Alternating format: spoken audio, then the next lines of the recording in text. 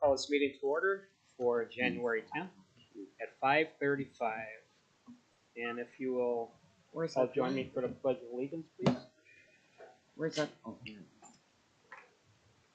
I pledge allegiance to the flag of the United States of America and to the republic for which it stands, one nation, under God, indivisible, with liberty and justice for all. Amen. Thank you.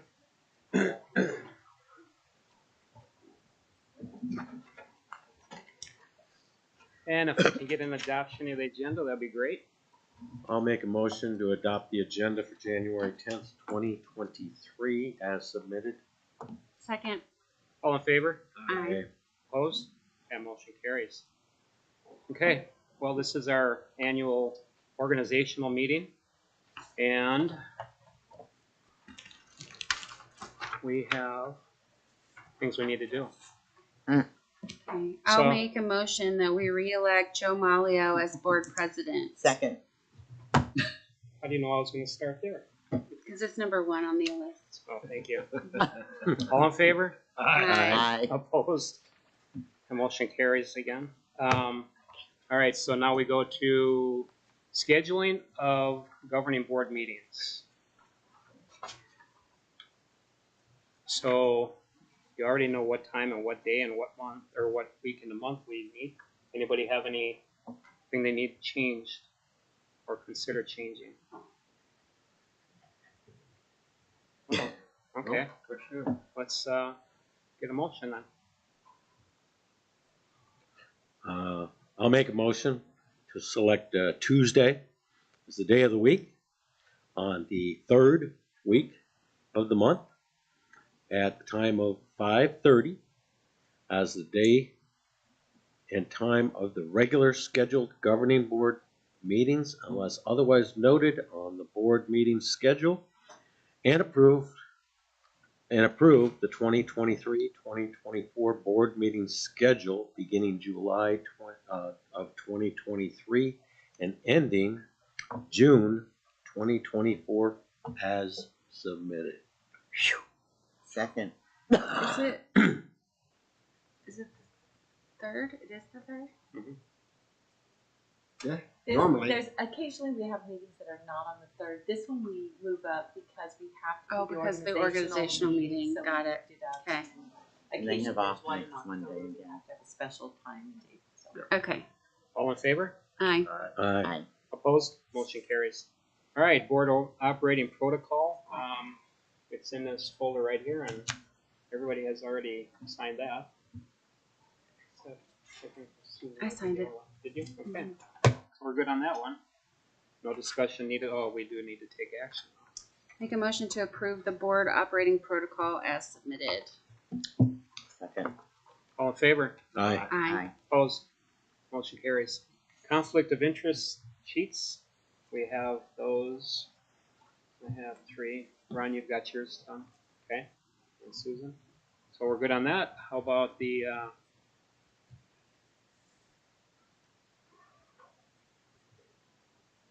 we don't have a motion for that. Okay. Nope. All right, good. All right, so let's move on to item 3, which is our informational and discussion items. We have our recognitions and proclamations. Anybody have anything on that topic tonight? I have none. Not tonight. Okay. Cool. I'm very excited about spring musical auditions that are next week. Good one. At the high school. Good one. No. Thank you. Dr. Ramandini. I do. I didn't want to take anything away from you. I know. I just want to do a special thank you to our governing board members during School Board Appreciation Month. And I know I speak on behalf of all the employees, students, and community members, and thanking you for your service to our schools. So thank you all to you 5 wonderful people who make working in the school district such a pleasure. So thank you. And I do want to do a shout out because we can. Congratulations to Coach Carter Crossland, who was recognized by the NFL and the Arizona Cardinals for his contributions to our football program. The interview and video took place over the weekend and yesterday during a special assembly that was kept a secret. He knew he was being interviewed and selected for this honor, but he didn't know anything about the assembly and the big deal that was going on. So we had some great time keeping that a secret.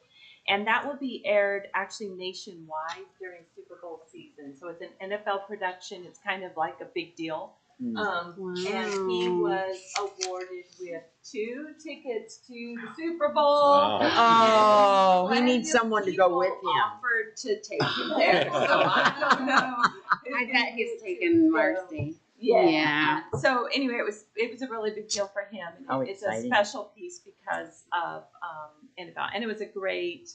There were Jeremy Nunn and head coach Ishmael McNeil spoke on his behalf, and it was wonderful. It was so much fun and a good celebration. So again, it's nice to have humans who interact with our children in a positive way. He's such a good role model.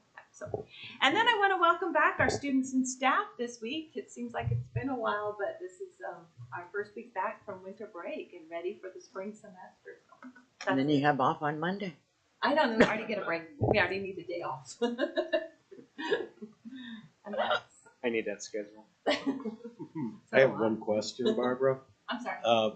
Will we know, or someone will let us know Yeah. when that will be aired? Oh yeah, they will. They have the NFL chain of command that goes all the way up to the highest level and then back down before we could even get permission for the newspaper to cover it. And so they told us they would tell us when it's going to air. So we'll get that Was the information. paper be there? The paper was there, so Kirk's here in the room, but the NFL agreement that we have with them, we had to sign away the rights and in perpetuity throughout the universe, is what the language said. So our attorney, Ben Hufford, and I had a chuckle about that. I don't know if they're going to take this footage, but anyway, at about 6 o'clock last night, the NFL finally tapped and said, yes, you can run a print article in your local newspaper, but you can't do anything else until it's released, and then we will get the information, and I think they're going to share some of it on social media. So once it's out there throughout the universe, then we can, can do something. So yeah, real special honor for a special person. It really is. And we'll share that with you as soon as I find out. Good. All right. So item B, we have our first presentation, and we have the Lulu and Stella show with our Hacienda principal. I don't really need to be here because the most adorable of us are present. So, right? Yeah.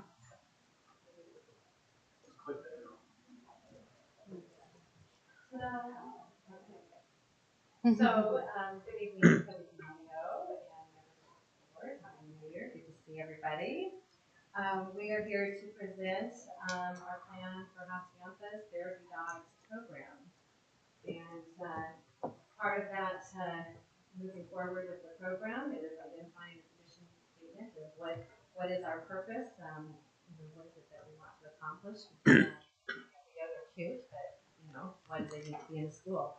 So our goal is to create a therapy program to increase academic, emotional, behavioral proficiencies, promote self-esteem, respect of others, and responsible physical and emotional care for all of the things, the whole universe. Right. Keep using that term. Darling dogs, absolutely. So our goals with the program is to provide students with positive academic, emotional, and behavioral support, to provide calming techniques and self-regulation, to be a positive impact on self-esteem and confidence, and to be a tool to be used in academic lessons and even tied to literacy, which is kind of cool. There's tons of research on how therapy dogs have been used in programs and the benefits from those. Looking at the positive school climate, enhancing empathy, which we know our students have a lot of understanding what others are going through.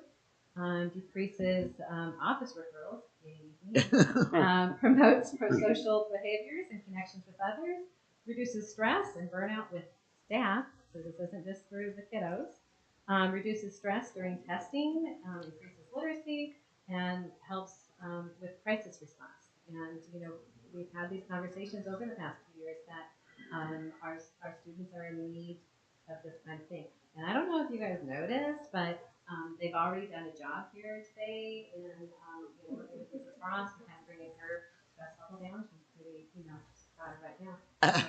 They've done their demonstration lesson for you. I'm going to have Miss Casey, our school counselor, take over from here and tell you a little bit more about the dogs.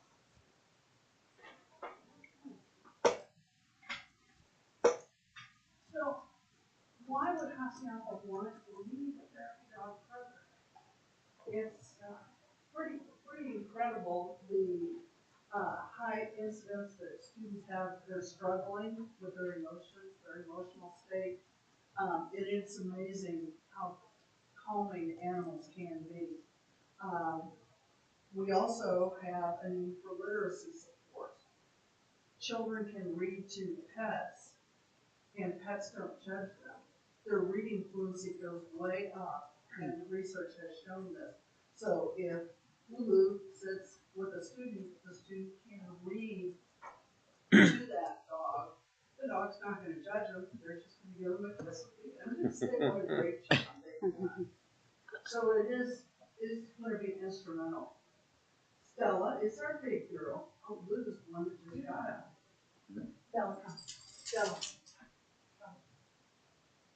Stella is 4, and this is Lulu, her little sister. No, they're not from the same litter, but they are from the same breeder. Our dogs are certified therapy dogs, and they are certified through the Pause for Friendship and Cooperation.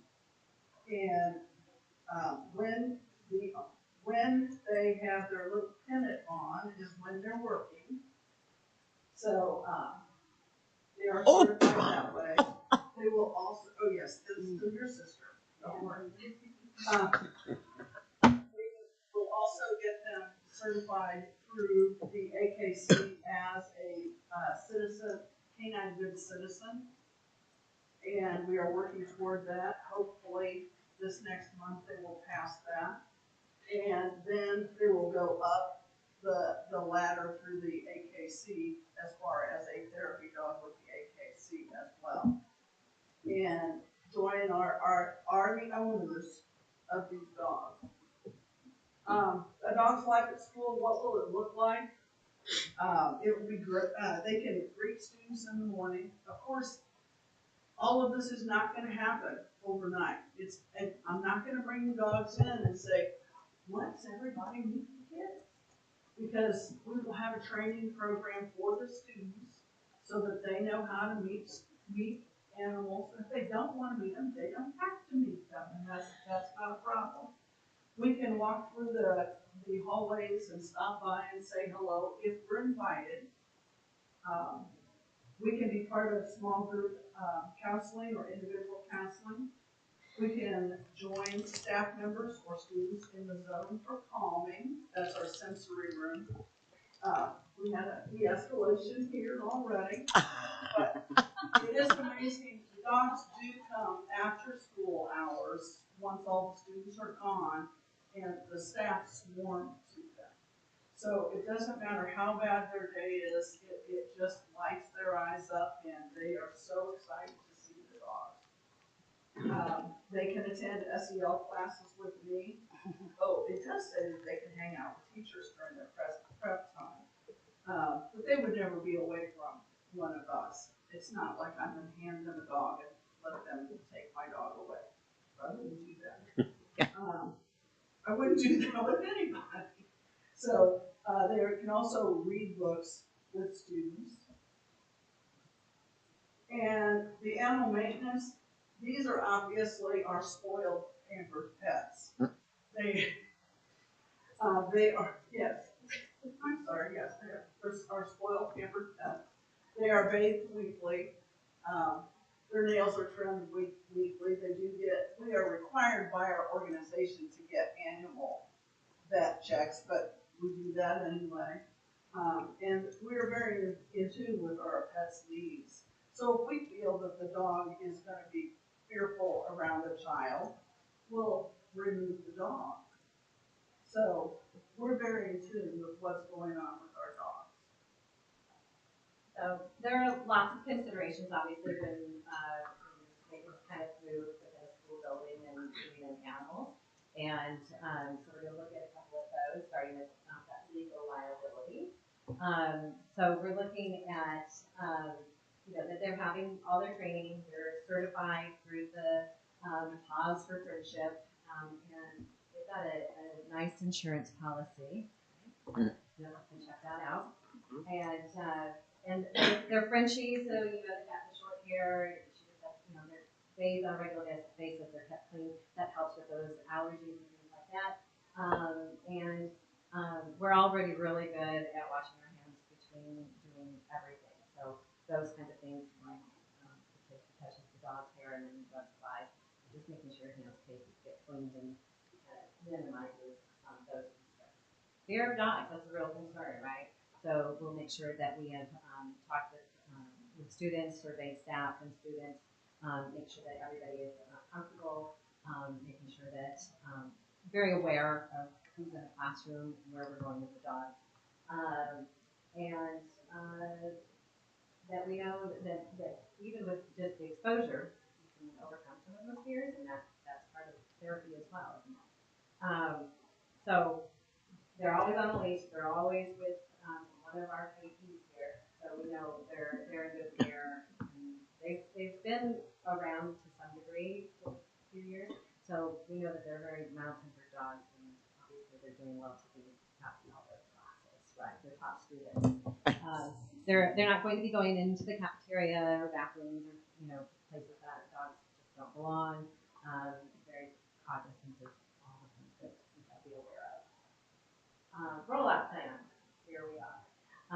So making sure that we have the policies in place that protect everybody, and then working on our communication, what the parents need to know and students to understand, talk about training students and how to approach the dogs and how to behave when the dogs are around, and giving families the opt-out options. People have very strong feelings about those things, so giving that option so that everybody considers.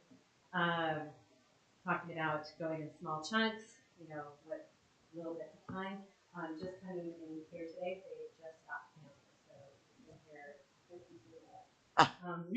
So it's a lot, right? So it's a lot for the dogs. Have to be cognizant of what their needs are, and as well as what the human needs are, and balancing that out and making sure that we're doing things in a very wise way that's good for everybody, right?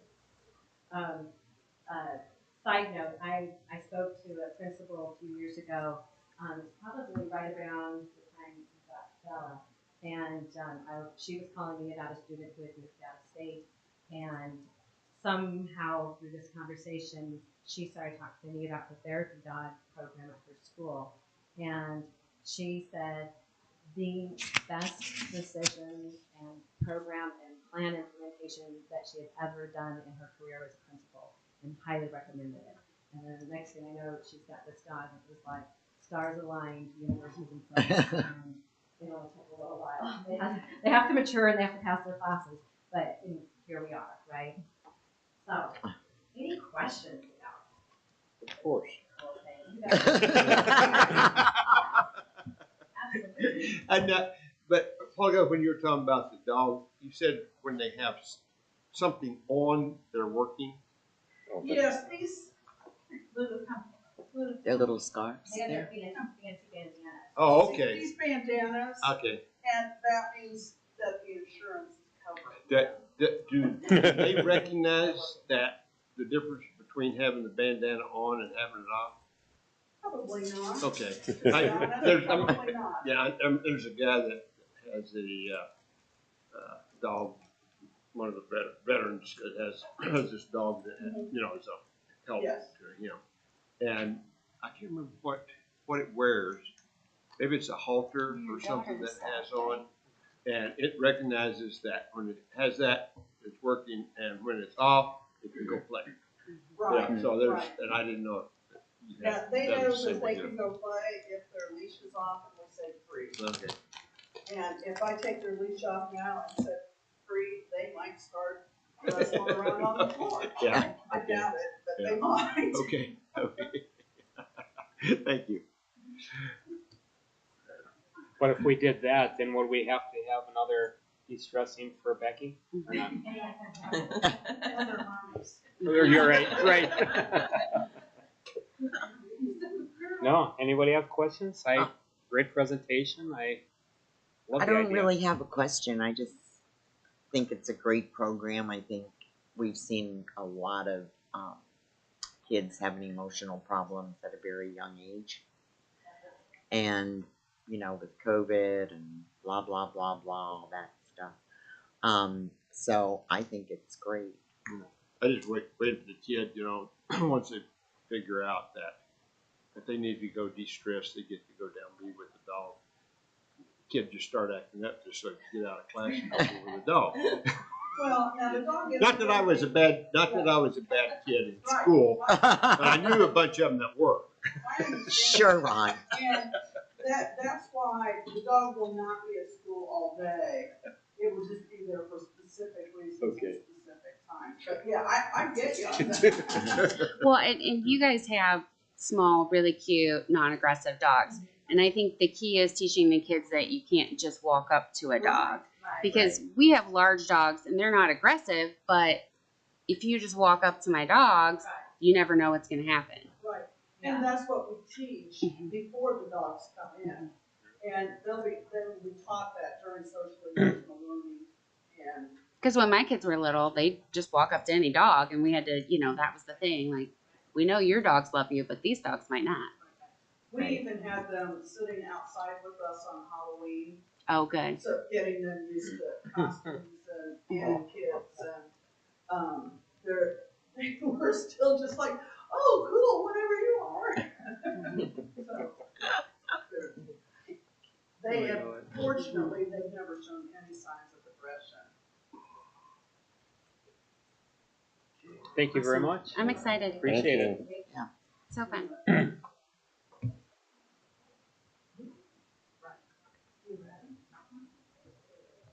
Excuse us. We come. Thank you. Thanks again. you. Appreciate Bye, it. girls. Thank you, Lulu and Stella. Bye, Miss Joy. Bye, Miss KP. Thank you. All right, we've got our second presentation, which is our Crisis Prevention Institute, Nonviolent Crisis Interventions by Becky Frost. Come on up. I get to follow that. Super fun.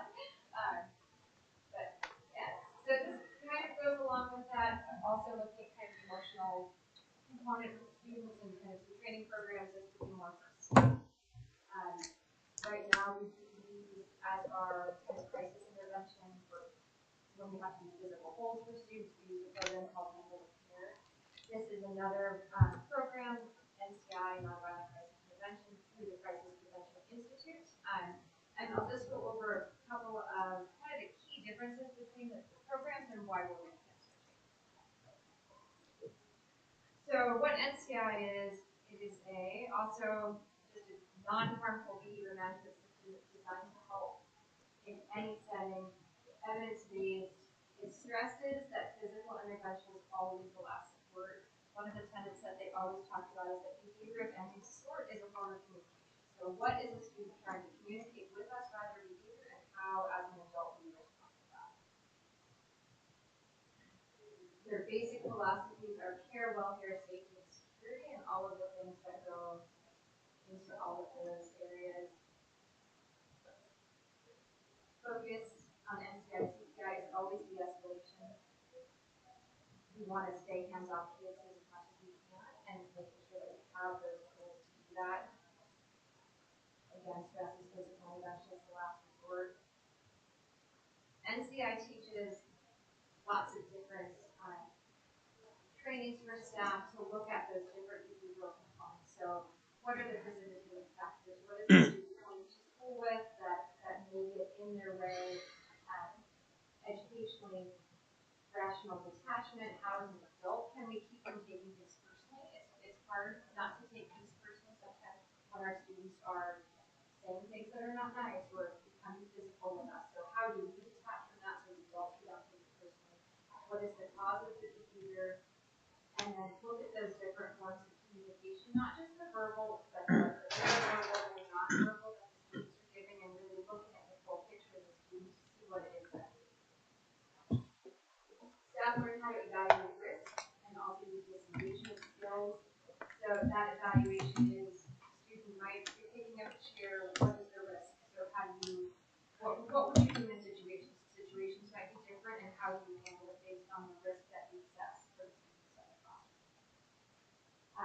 also learn more restrictive interventions or physical holding restraints as necessary and as a last resort. Staff are also, they're not taught any holds that put a person on the floor. So nothing prone, nothing supine, because that is how students are injured and substitutes. So if there is a situation where we have a student that, let's say, falls forward, that is an advanced technique, and so the trainers can show staff how to, if that's what the student does, how to get them safely to the floor so that they don't injure themselves falling, but we would never hold the student on the floor and throw them in a position. That's one of the differences between CPI and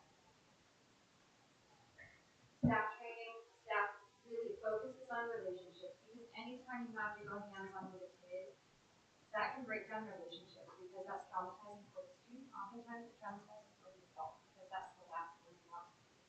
So there are trainings on this just happened, how do you then reestablish this relationship? How do you keep this from occurring again? And then that parent communication portion as well.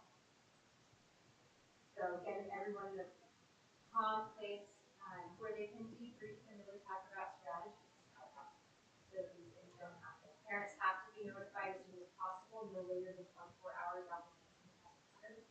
Another nice component of this is a check by the health office to make sure that staff and students are not injured. And that also protects us, because if we have to engage in physical hold with a student and they're not injured, but then they go home and play sports or do something and then they have a bruise, and the parent says, well, my student came home bruised, we can document that, yes, we did have to put them in a hold today, but they were fine after the hold day was released. I got a one question. Yes. Why would that would be a case that we wait up to 24 hours? You know, I just, Right. I saw that when I was reading. Yeah. Sometimes we have parents whose voicemails are full, or the voicemail isn't set up, or they're out of town, or we email and we don't get a response. So it's just making sure that something has to happen. So if we try all those things and we don't get a response, then we go to the door. Okay. So it gives us a time frame. That way no one can say, well, we tried to call the voicemail's full, or the voicemail's not set up. It gives us some other steps that we have to do. But they actually, no type of contact by any of that communication, but they actually try going to a home Yes. to parents. Okay. Yeah, because you want parents to know what happens. Right, absolutely, I agree with that. Okay. But it gives us a little bit of a buffer just in case it happens at 4 o'clock, and, in the afternoon. It doesn't have to be within 2 hours, because then staff is left. So it's one of those things where we can call them in the morning if we want to, but usually we call them. Who will be trained? Ideally, anyone that works with kids, all special education teachers, all special education staff, including paraprofessionals, anyone who interacts with kids. The de-escalation portion of this is the biggest part of the training, and that's beneficial for everyone. Our custodial staff, our bus drivers, our substitute staff, anyone that works with kids. What it does is it really puts you in a different frame of mind when you're looking at the program. So instead of seeing, well, the student's misbehaving today, what you're taught to do is look at it and go, well, why is this student misbehaving today? And what can we do as an adult to help them? It meets all board policies. There's a link there to some of the documents. Currently, we do use Handle with Care. Handle with Care is used much less frequently than NCI is. Handle with Care is used by about 100,000 practitioners. NCI is used by 1.7 million. Handle with Care has a 30% to 50% reduction in restraints if you go through the program. NCI is a 50% to 100% reduction in restraints if staff go through the program. Handle with Care restraints can't be used on children under 4. And NCI is universal. So you can modify the restraint or the physical hold for any type of student. Again, no prone restraints, no supine restraints. Handle with Care requires a refresher every year. NCI is every 2 years. And again, just with prone and supine. Yes. In your presentation, it says 15 million. Yes. NCI is used by 15 million practitioners. Okay, but I thought you just said 1.5. I'm sorry, 15. Yes. Sorry, yes. Okay, so 15 is correct. Okay. Yeah, 15 is correct. what made you want, or I guess what made the school want to change? Did you go to a training, or I mean, how did this come about? So I am from a district previously in Dysart where I was an NCI trainer. So I have been a trainer in this program for several years. I also was a trainer when I was in Oregon. So I have used NCI CPI in several states. I know that it drastically decreases the amount of physical holds we put our students in. What I was concerned with handle with care is that from the supine position, because that is dangerous to students. And that is one of the things that I know we don't use them frequently. I don't know if we ever have used them, but just that they're there was a concern to me for student safety. And then I like that with CPI, there's different levels of training. So let's say I'm working with cafeteria staff and I'm training them in de-escalation strategies. I train them just for that portion. They get a card that says I'm trained in NCI for de-escalation strategies, but no physical holds. So there's different levels depending on what your staff needs, where with Handle with Care, it's just kind of a one-size-fits-all training. And I also like that with NCI, if we do get a student who needs a more advanced skill, I can just train that team that works with that student in that advanced skill. It's not something that Question. Sure. So basically, this program is for special needs children, not the school as a whole.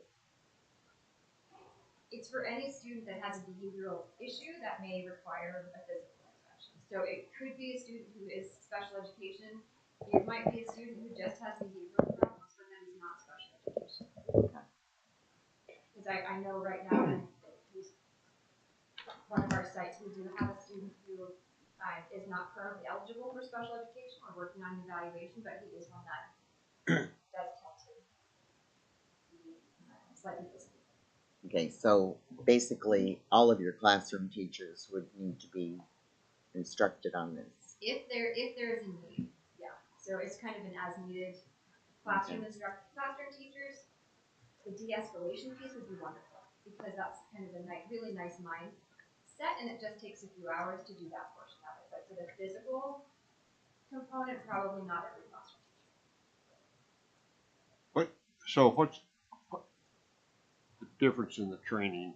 You know, that Handle with Care is one year, NCI is every 2 years. Why is NCI able to get by with every 2 years? Their trainings are longer. So when they do the initial training, it's a 2-day training. Handle with Care is not. So basically, that's why Handle with Care is a 1-day training every year. NCI is a 2-day training every 2 years. Okay. And if I may add just a comment to this, so thank you, Becky, and I'll just add in, I know Becky's worked in another district that she was an NCI, I was an NCI trainer. It is kind of the gold standard for, and it's the de-escalation piece. And as the superintendent, I would really like us to get to the point where all of our classroom teachers have that de-escalation piece, because it is a very small number of students that actually need anything beyond that, as long as we're doing that consistently. And it falls in place with some of our other behavior plans. You've heard a lot about PBIS and how do we make sure we address the needs of students beforehand. But the trainer of trainers is where we need to get going here and get people started. And it is most likely that students who have violent outbursts or need the specialized training have been identified in one of our exceptional student categories. So that's kind of where we make sure we focus that on them. So, but it could be used for other students. Sorry to interrupt you. Yeah, that's Thank you, Becky. No, we're good. Thank you, Becky. So when, Wait, when and how will the teachers be trained? I think that's once we have board approval, then we can train them. I am currently a certified trainer, so I can begin training staff.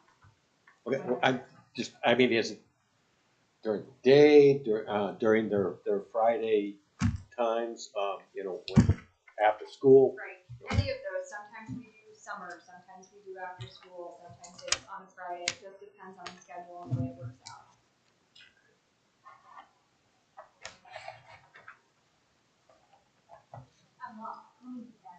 So Randy, it's not a one size fits all because it depends on when we have staff enter. Debbie, would you come to the microphone? Oh, of course. If we have new staff, it may be ongoing, but right now the plan is for especially the de-escalation, our first 4 days of in-service before students arrive. Okay, so that would be de-escalation. And then if there's any that need further training as far as the restraint training, that would probably happen on a Friday. PD. In the past, that's what we've done. We've done groups on a Friday PD. We've also brought people in on a non-Friday PD and paid them for the training or on a Saturday. So we have done that in the past, especially if we have, like I said, new hired staff. We have these paraprofessionals who are not part of the 4-day in service before students start. We'll bring them in and provide a training. That's what we've done with Candlewood Care. So it's ongoing, and we've typically always had 2 trainers of teachers. So Becky is one, and what we'd like to do is this year we'll have, or next year we'll have 2, and then add another trainer every single year that we can, as long as funds are provided, so we can keep, it would be great to have a trainer on each site, right? So new staff member comes in, we're gonna get you ready to go, especially with the de-escalation training immediately, rather than waiting until, when's the next training coming along? I just kind of make sure, looking at, trying to train these teachers on their own personal time too. Yeah, as much as we can avoid that, we would like to avoid that. Right now with some of our ESSER funding and things like that, we have the opportunity to provide payment when we ask our classified and certified staff to come in. So we have that option right now, and if we need to do that, and we have done that, we will make sure that we provide that to them during the Okay. I have a question. Are you looking at starting that this school year, or just for the start in the summer before next year? It would probably be the start of the summer for next year. Okay. Although my brain is buzzing with opportunities, especially for the de-escalation, as we have a trainer, and if the opportunity arises where we need to deepen the training and the understanding of staff members on de-escalation, then absolutely we will take advantage of those opportunities. Okay, thank you. NCI also, I don't know that I talked about this, but NCI also changed their training model a little bit in that now it's not all face to face. They do have, to make it easier for people to engage in the training, the first 3 hours are videos that they're able to watch on their own time and walk through the scenarios, and then the trainers, we just kind of touch base on the videos because people have already been able to watch those, and that's nice because then they can watch them repeatedly and bring questions if they have them. So it's a good way for people to do kind of introduction to the course on their own time, and if they want to watch it at 9 o'clock at night, they can. So that's the nice piece with that. Looks like you got them all. Thank you so much. Appreciate it. All right, next item is call to the public. I guess we got that one handled. And now we get into the consent agenda. Any board member need anything pulled from the consent agenda before we act on that consent agenda? The board minutes. Oh, stop. What'd you want to pull? A. Oh, A. Item A has to be pulled. Okay, anybody else need anything else pulled? Okay, we can take action on the rest of them. I'll make a motion to approve the consent agenda items minus number A, letter A, for January 10th, 2023 as submitted. Second. Did you say second? She did. Okay, all in favor? Aye. Aye. Opposed? Motion carries. Okay, item A was pulled. Have a typo in the section for Hacienda. Second paragraph. It just a couple extra words were inadvertently typed in there, so our our packets have the right information. So took out the, there's 3 words in there. It says our What page you well talking, students. Joe? So this would be page, I think they said 3. And so it's under the Hacienda, the second paragraph, The fourth sentence. and right in, yeah, the 4th sentence. Thanks, Sam. It's right in the middle of that one. And so it took out the very middle. It says our well students.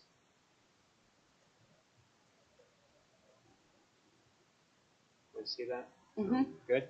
Good. Okay. Get a motion to approve the amended minutes. I'll make a motion to approve the December 13th, 2022 WUSD Governing Board regular meeting minutes with the submitted changes. Second. All in favor? Aye. Opposed? Motion carries. Thank you. Okay, now we move on to. I have to leave it out here. Aaron. Is it the Aaron show? Yep. It's All right, the here Aaron we go. show. All right, so we're going to do our approval for the financial reports by Ms. Erin Johnson. I don't have much of a show tonight. You only get to hear me once. So you have the financials in front of you. As you can see, not a lot of change over last month. We had a couple week break in there. We had people spending money and things. So, but we're trending very well, right on track for where I feel we should be at this point in time in the year. Our budget balances are positive. We are in compliance, and there are no surprises to the best of my knowledge. Any questions for Aaron? How about a motion? I'll make a motion to approve the financial report as submitted. Second. All in favor? Aye. Aye. Opposed? Motion carries. Thank you. And item 6B, first reading of the following policies. We've got animals in schools, how appropriate, and animals in schools regulation. Anybody have any discussion from what we read in the packet? Pretty cut and dry on that one. Miniature horse. Can we work on that? Yeah, I was going to make a comment that in the state of Arizona, a miniature horse is one that's defined by law that could be a therapy animal if they're certified and trained. So those are the only 2 dogs and miniature horses. So in order for our policy to pass the muster of our attorney, we had to put miniature horses in there.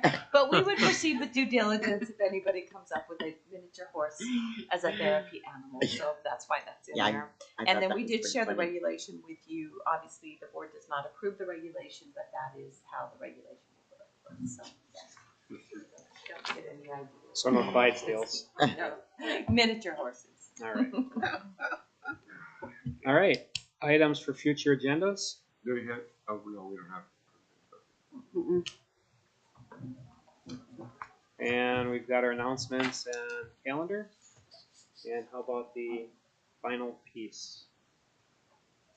Oh, I moved to adjourn. Second. All in favor? Wow, Opposed? scared me. You're delayed. That motion carries. Meeting's adjourned.